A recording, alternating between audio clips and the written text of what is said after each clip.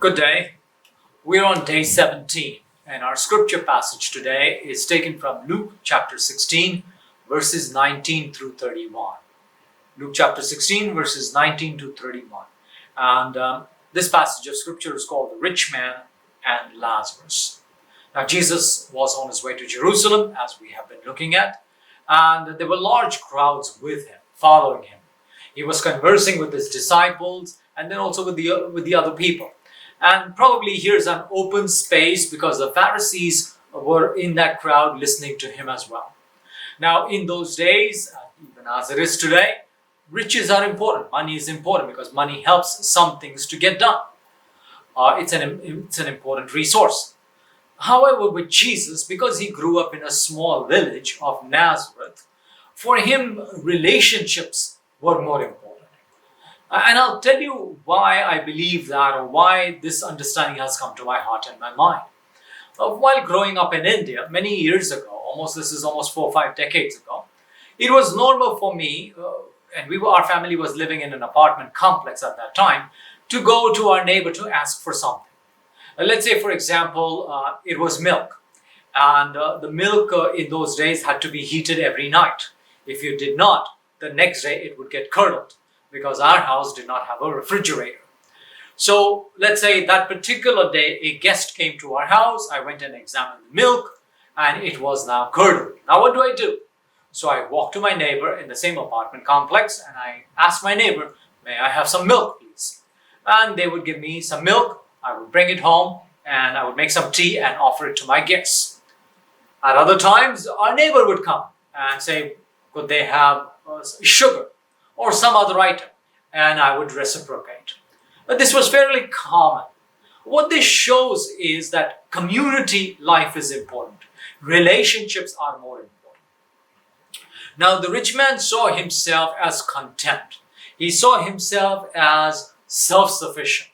And he did not wish to relate with Lazarus, who was lying outside his gate, a poor beggar. He did not even give a tiny percentage of anything he had to Lazarus to help him.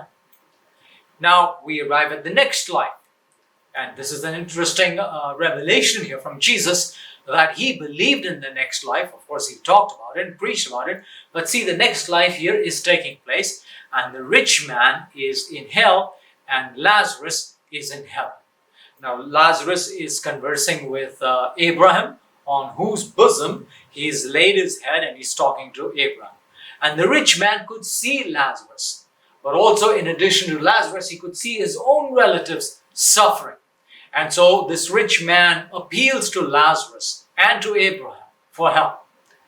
Now, both Abraham and Lazarus say they wish they could help, but they do not, and they cannot help, because the chasm between heaven and hell is so huge, and they could not traverse to the other side. Sometimes the divide between the poor and the rich, as we live in this world, doesn't have to be that vast. The chasm is not that wide that one cannot walk over and help. If you and I have some riches, all we have to do is walk in love and help the other person. In these days of Lent, as we are involved in self-denial, is there a chasm we have to cross?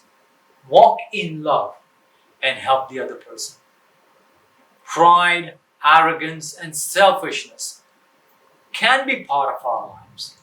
But this is where we got to put brakes on them, not let them rule us, and let love be the way we behave. As Jesus was walking toward Jerusalem, why was he going toward Jerusalem? Because of love.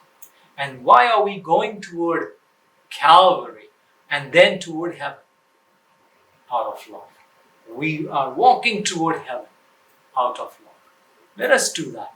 Let us cross the chasm between us who have and those who don't, and walk in love and help others. God bless you. Have a good day.